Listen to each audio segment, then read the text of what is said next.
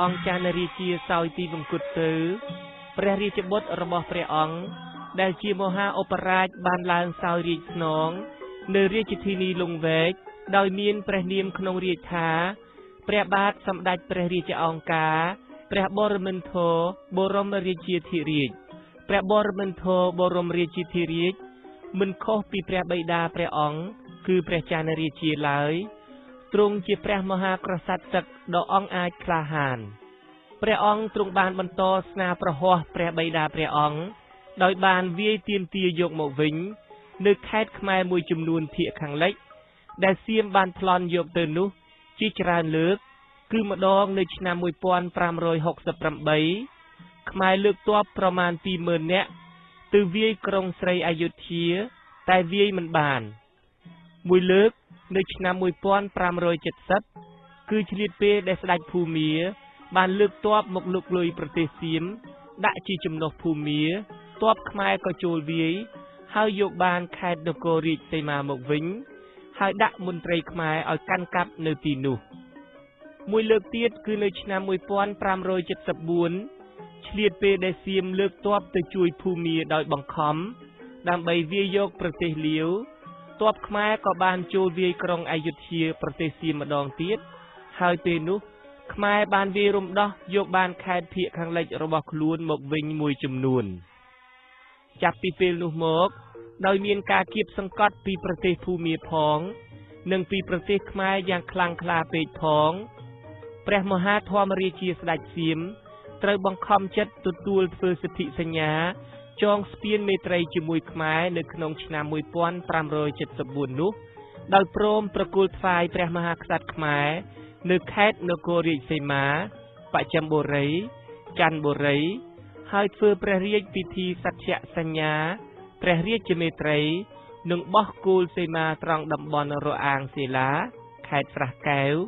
ជាព្រំប្រទល់ប្រទេសទាំងពីរផងវិសាលភាពនៃប្រទេសកម្ពុជាក្នុងសតវត្សទី16នោះ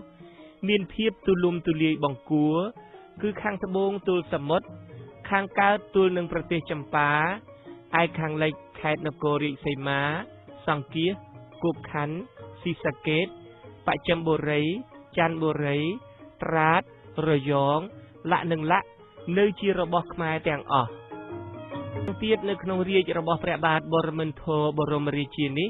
ប្រទេសខ្មែរក៏បានពើប្រទះធ្វើសង្គ្រាមជាមួយនឹងប្រទេសលាវផងដែរគឺនៅឆ្នាំ1572ស្ដេចលាវ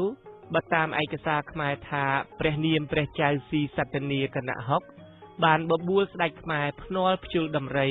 ដោយដាក់នគរជាក្រយាដំណាំងគឺបើដំរីនរណាចាញ់នគរនោះនឹងក្លាយជាចំណុះក្នុងការភ្នាល់ប្រជុលដំរីនេះអ្វីត្បិតតែដំរីរបស់ប្រទេសលាវឡានឆាងធំជាងដំរីខ្មែរតែទីបំផុតដំរីខ្មែរទទួលបានជោគជ័យលើដំរីលាវព្រះចៅស៊ីសត្តនីគណៈហុកប្រទេសលាវជ្រាបដូច្នេះ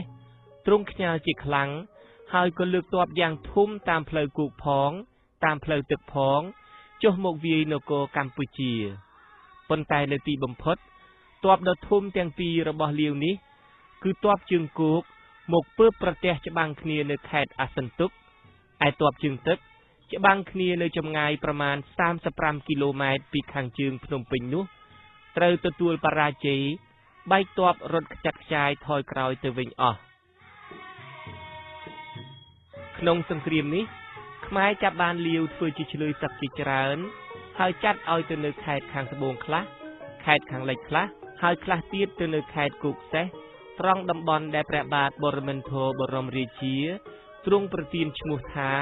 បានឡាវឈៀងរ៉ាយប្រែថាស្រុកលាវឈៀងរ៉ាយដែលបានคล้ายមកជាស្រុកបារាយសពថ្ងៃនេះខ្លះទៀតឲ្យទៅនៅបាភ្នំនិងមួយចំនួនសម្រាប់ឲ្យថែរក្សាវត្តភ្នំដូនពេញដែលខ្មែរនិយមហៅថាពួកលាវបាក់ទូកជារៀងរហូតមកនៅក្នុងឆ្នាំ1574ក្នុងបំណងសងសឹកលាវបានលើកទ័ពចូលមកកម្ពុជាម្ដងទៀតតែដោយពេលនោះមានភ្លៀងធ្លាក់យ៉ាងខ្លាំងផងហើយពួកភូមាបាននាំទ័ពសៀមចូលមកវាយប្រទេសលាវផងកងទ័ពលាវក៏ដកថយពីកម្ពុជាទៅវិញអស់ទៅខាងវិស័យសាសនាវិញ ព្រះបាទបរមិន្ទបរមរាជាពុទ្ធសាសនិកមួយព្រះអង្គដែលបានយកព្រះទ័យទុកដាក់ទំនុកបម្រុងព្រះពុទ្ធសាសនាណាស់ព្រះអង្គទ្រង់បានសាងវត្តព្រះឥន្ទទេពនៅក្នុងបរិវេណបន្ទាយលង្វែកក្រោយពីពេលដែលបានបំពេញសន្ធិសញ្ញាមេត្រីធៀបជាមួយសៀមរួចមកប្រមាណជិត2ឆ្នាំព្រះបាទបរមិន្ទបរមរាជាទ្រង់សោយទីវង្គតនៅឆ្នាំ1576នៃគ្រិស្តសករាជក្នុងរាជធានីលង្វែកនោះទៅ